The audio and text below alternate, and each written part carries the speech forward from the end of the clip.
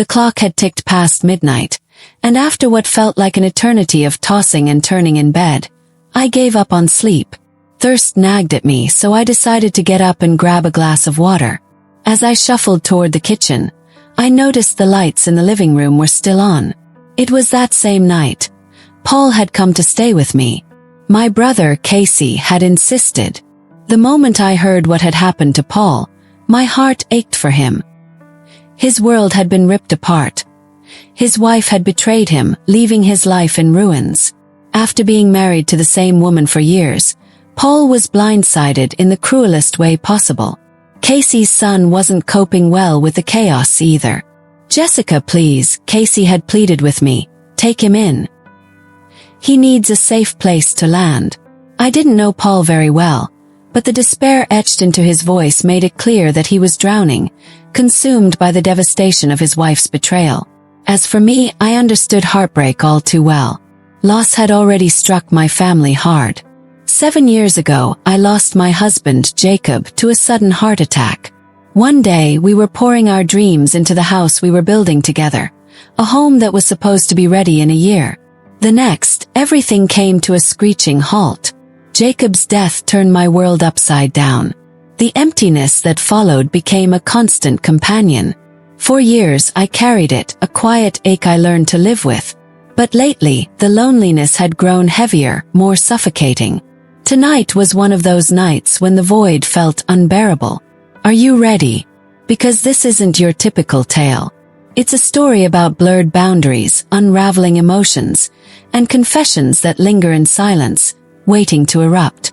Each moment could stir something buried deep within you. Feelings you didn't even know existed. Boundaries you didn't realize could be crossed. If this is the kind of story you've been yearning for, don't forget to hit that subscribe button and turn on notifications. Your support fuels this journey. I walked toward the living room, each step feeling heavier than the last. When I entered, I spotted Paul sitting on the couch, eyes fixed on the TV screen, a romantic movie playing softly. At that moment, my only focus was helping him find some measure of peace during his stay. But life has a way of throwing curveballs when you least expect them. Sometimes it only takes a single step to shift the course of everything. Paul turned his head toward me, his expression a mix of uncertainty and desperation. "Did I wake you?" he asked, his voice trembling slightly, as if he feared being an inconvenience. "No," I replied with a gentle smile. "I just needed some water." The truth was, I didn't want to retreat back to my empty bedroom so quickly. For once, I craved companionship, even if it was just sharing the silence with someone else. Maybe spending time with Paul, even for a short while, could make the night feel less hollow. Perhaps sitting down together to watch a movie would bring a sense of normalcy, a fleeting reminder of what peace used to feel like. Paul glanced at me and gestured toward the vacant space beside him on the couch. "Come on, sit. Let's watch it together," he offered, his voice carrying a quiet warmth. It wasn't a difficult decision. That small invitation was exactly what I needed. Without hesitation, I sat down, letting the couch's softness cradle me as I tried to shake off the emptiness that had been my constant companion. The movie resumed, its flickering images painting the room in shades of light and shadow. But my mind refused to focus on the story unfolding on the screen. Instead, my attention drifted elsewhere, to Paul's presence beside me. The way he sat, the subtle tension in his posture, and the lingering nervousness in his tone. All of it felt unfamiliar, almost electric. The romantic scenes playing on the television only deepened the strangeness of the moment. The couple on screen leaned closer, their intimacy stirring memories I had long buried. I turned my head, trying to break free from those thoughts, but in doing so, I accidentally brushed against Paul's arm. I recoiled instantly, my heart leaping into my throat. "I'm so sorry," I stammered, the words tumbling out before I could stop them. My eyes darted to the floor, avoiding his gaze, a flush of panic creeping up my neck. Paul remained quiet for a beat before offering a small nod. "It's okay," he said softly, his voice steady, almost reassuring. "Don't worry about it." Yet in that moment something shifted between us. The air felt heavier, as though the distance separating us had inexplicably shrunk. The movie continued, but its narrative had lost its grip on us.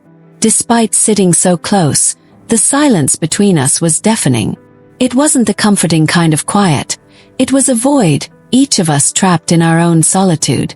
That night, something unfamiliar began to take root, a subtle signal that everything was about to change in ways I couldn't yet comprehend. There was tension in the air, undeniable and unspoken. Sitting there in my nightgown, mere inches away from another man after years of isolation, I couldn't ignore the pull. It was unsettling, thrilling, and confusing all at once, a mix of emotions that hinted at how complicated things were about to become. Maybe it was the sheer weight of my loneliness, but being so close to another man after all this time brought emotions I couldn't quite decipher. It was confusing, unsettling even, but undeniably real. That night, something deep within me began to shift, like a long dormant ember suddenly catching a spark. I couldn't bring myself to relax, not even for a moment, until the movie finally ended. As soon as it did, I stood up, excused myself, and headed to my room. Sitting on the edge of my bed, I stared into the dimly lit space, my mind racing with thoughts I didn't know how to process. What exactly was I feeling? I couldn't tell. Sleep didn't offer the escape I'd hoped for. Instead, I tossed and turned, trapped in a whirlwind of emotions I didn't fully understand. By the time dawn arrived, I was exhausted, the restless night dragging me reluctantly into a new day. Seeking solace, I found myself drawn to the piano. It had always been a source of comfort, a constant in a life that often felt unsteady. As I sat down and placed my fingers on the keys, I let the familiar melodies flow, hoping they'd soothe the unease within me. The piano was more than just an instrument, it was a link to Jacob. Every note felt like a conversation with him, a reminder of the life we once shared. This morning, I clung to that connection, hoping it would bring me even a moment's peace. As the music filled the house, a movement outside caught my eye. A shadow passed by the window, momentarily distracting me. It was Paul, taking an early morning stroll through the quiet streets. I barely registered his presence at first, too lost in the music to care. Then, without warning, the front door creaked open and Paul stepped inside. He moved quietly, as though not wanting to interrupt, but eventually, I noticed him standing there. His gaze was fixed on me, his expression soft and almost mesmerized. The sudden realization made my fingers falter, the melody coming to an abrupt halt. That tension I thought I'd left behind the night before came rushing back, more intense than ever. Paul broke the silence with a warm smile, his voice carrying a genuine sincerity. "That was beautiful," he said, his words gentle yet profoundly impactful. "Thank you. Honestly, it's the best birthday gift I've ever received." His statement caught me off guard, and for a fleeting moment, a spark of excitement lit up inside me. The atmosphere shifted the instant he walked in, like the room itself had taken on a different energy. Paul continued, his tone calm and heartfelt. "Mean it. Watching you, even for just a few minutes, was the most wonderful thing I've experienced in a long time." Then, almost as an afterthought, he added, "Oh, and did you know? I turned 40 today." His words lingered in the air, sinking into me and stirring something I couldn't ignore. Somehow, those simple sentences carried a weight that shifted everything. For the first time in years, I didn't feel entirely alone. There was a subtle shift, a change so small yet so profound that it lingered in the air between us. The excitement of that morning lingered, and I caught myself looking forward to the evening. Learning that it was Paul's 40th birthday sparked a thought. Maybe I could do something to make his day feel special. A hint of normalcy, even just for one night, seemed like a gift worth giving. An idea struck, and I turned to him with a playful grin. "So, it's your birthday today, huh? Well, we can't let that go uncelebrated. What do you say to some wine and maybe even a birthday cake tonight?" Paul's face lit up with a surprised smile. "Really? If you're suggesting it, I guess tonight might actually turn out to be fun," he replied, his eyes twinkling with amusement. After a short pause, He leaned in slightly and added with a mischievous grin, "But there's a catch. You'll have to play the piano for me again. No backing out." I laughed, a sound that felt lighter than it had in years, though it barely masked the flutter of nerves building inside me. "All right," I said, playing along. "But only if we open a good bottle of wine and make a proper toast to mark the occasion." That brief exchange left a mark deeper than I wanted to admit. Beneath the surface, emotions were bubbling up, but I kept them at bay. This wasn't anything more than a birthday celebration, I reminded myself. A simple gesture to bring a little joy to the day. That was all. Then, out of nowhere, Paul threw a question at me that caught me completely off guard. With an innocent yet curious expression, he asked, "How old are you?" "What, 45? I froze for a moment, caught between surprise and amusement. It wasn't often that someone guessed me younger than my actual age, and his honest compliment was both startling and disarming. Unable to hide my smile, I brushed it off casually. "Not quite," I said with a light chuckle, though the subtle thrill his words gave me lingered. Inside, I felt like I was being pulled in two directions, caught between the warmth of his presence and the storm of emotions I was desperately trying to keep in check. By the time evening arrived, Paul and I had opened a bottle of wine and settled in for a quiet yet heartfelt celebration. As the conversation flowed, so did the wine, and the gap between us seemed to shrink with every passing moment. There was something about the way he listened, so intently, with a sincerity that made me feel like I was the only person in the world. His warmth, the gentle humor in his voice, the way his eyes softened when he spoke. It was as if, for a fleeting moment, I had found a place where I belonged. A small voice in the back of my mind urged me to treat this as just another evening. Nothing more, nothing less. But when Paul raised his glass, a playful smile lighting up his lively eyes, he broke through my guarded thoughts. "So," he teased, his tone light but full of meaning, "when are you going to play something for me? You know you can't escape this." I hesitated briefly, the air suddenly feeling heavier, but I managed a deep breath and nodded. "All right," I said, forcing a smile. "Let's do it." I made my way to the piano and let my fingers find the keys, hoping the familiar melody would settle the growing turmoil inside me. Each note seemed to ease some of the tension in the room, but it also carried something else, something I couldn't quite name. With every chord, I felt myself being drawn closer to Paul, as if the music itself was weaving a connection between us. To my surprise, the way he listened only amplified those feelings. His attention was unwavering, his expression soft, almost reverent. It wasn't just listening, it felt like he was truly feeling the music, as if it mattered more than I ever imagined it could. What had started as a simple birthday celebration had shifted into something entirely different, something I couldn't have predicted. As my fingers danced over the keys, my vision blurred, emotions swirling too fast for me to pin them down. Each note seemed to touch a part of me I thought had been buried long ago. Paul's earlier words echoed faintly in my mind, clashing with the storm brewing in my heart. I didn't even realize how long I'd been playing until my hands instinctively shifted into a new melody, almost searching for an escape. Then, out of nowhere, Paul appeared beside me. He gently placed his hands over mine, stilling them, and my breath caught. "You're incredible," he said softly, his voice steady yet tinged with emotion. "And the way you play, it's beautiful." His words echoed in my mind, leaving an ache I couldn't quite understand. The warmth of his hands grounding mine felt like an anchor, keeping me from spiraling too far. "Come on," he said gently, his tone reassuring. "You're tired. Let's sit on the couch for a bit. I've got a surprise for you." With a light touch, he guided me away from the piano and toward the couch. I followed without protest, my thoughts too tangled to resist. Something about his quiet confidence, his calm presence, made it impossible not to trust him in that moment.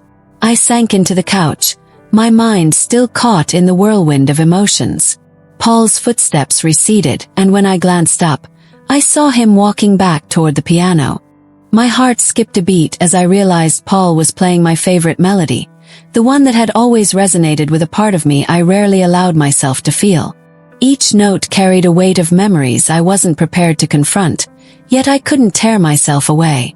I sat frozen, listening as the music wove its way through the room and deep into my heart, awakening emotions I'd buried long ago. But soon, sitting wasn't enough. The melody seemed to reach out, pulling me to my feet as though it was calling me forward.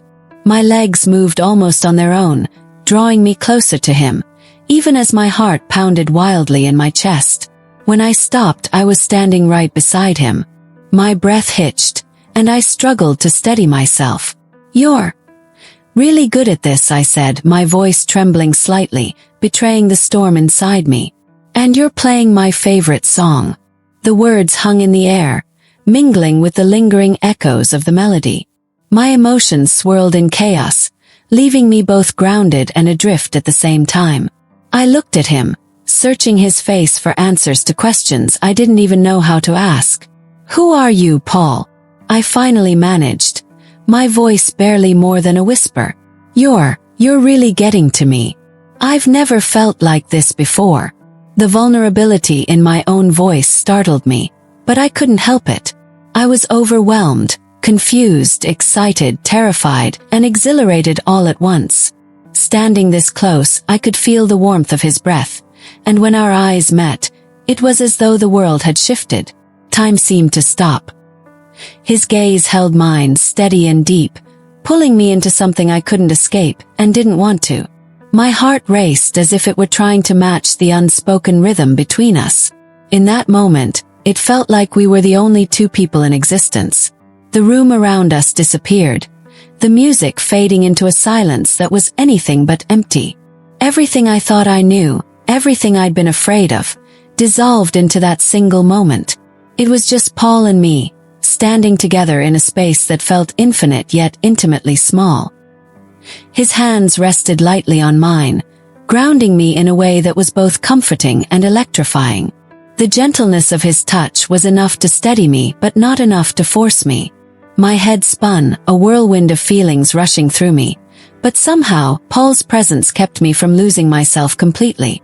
I couldn't tell if it was the melody, the wine, or the way he looked at me, but I felt like I was falling. Into him, into us, into something I hadn't felt in years. Whatever it was undeniable, and it left me breathless. The way Paul looked at me made me feel like we were even closer than words could describe. His warmth and the sense of safety I felt beside him seemed to cut through all the chaos in my mind. "You need to rest," he murmured softly, his voice like a balm to my restless thoughts. Gently, he guided me toward the couch, his hands resting on my waist. The weight of his touch was both comforting and disarming, leaving me unsure of whether I wanted to pull away or lean in. When I sank into the cushions, his hands lingered a moment longer than necessary. Our eyes locked again, and I was at a loss, unsure of what to say, what to think, or how to even begin processing the whirlwind of emotions that had overtaken me. His presence, his touch. It was more than just a moment. It was something unforgettable, something powerful in a way I couldn't fully explain. That night unraveled in ways I hadn't anticipated. What started as a quiet evening on the couch turned into one of the most electrifying, unforgettable nights of my life. Everything happened so fast that I barely had time to catch my breath, let alone comprehend it all, before morning light began to seep through the windows. When I woke up, I sat still for a moment, the remnants of the night before flashing through my mind like a vivid dream. Finally, I stood and made my way toward the living room. The smell of fresh coffee wafted through the air, leading me to the kitchen. There he was, Paul, standing by the counter, shirtless, pouring coffee as though the world hadn't shifted overnight. The faint traces of the night before were still written all over him. The tousled hair, the relaxed stance, the way he carried himself as though nothing had changed. But everything had changed. And me. I froze in the doorway, my thoughts spiraling. My nightgown and underwear were still strewn carelessly across the floor, reminders of everything that had happened. The memory sent a strange sensation coursing through me, a mix of nervous energy and exhilaration that I couldn't shake. I stood there, watching him, as 1,000 questions raced through my head. What did last night mean? What was going to happen now? How could I even begin to make sense of it all? But amidst all the confusion, one thing was undeniably clear. There was something between us, something I had never felt before. It wasn't just the events of the night. It was the connection we shared, raw and undeniable. Paul turned toward me, his gaze soft yet piercing. His smile was warm, carrying an unspoken familiarity that made my heart lurch. The silence between us stretched, thick with meaning, yet neither of us said a word. As I stood there, wrapped in the memory of last night and the reality of this morning, I couldn't help but feel completely lost and utterly found at the same time. Something was shifting inside me between us, and I knew there was no going back. Excitement and confusion swirled together, leaving me breathless. Whatever had begun last night wasn't over. It was just the beginning. Everything had unfolded so quickly, leaving me standing amidst a whirlwind of emotions. My clothes still lay scattered on the floor, silent witnesses to the chaos of the night before. For a moment, I closed my eyes and shook my head, as if doing so could somehow reorder the disarray inside me. The air felt too thick, my thoughts too tangled. Needing a moment to breathe, I quickly stood and made my way to the bathroom. A shower, that was what I needed. Something to drown out the noise in my head, even if only for a few fleeting minutes. I left the mess behind, ignoring my discarded nightgown and underwear. None of it mattered right now.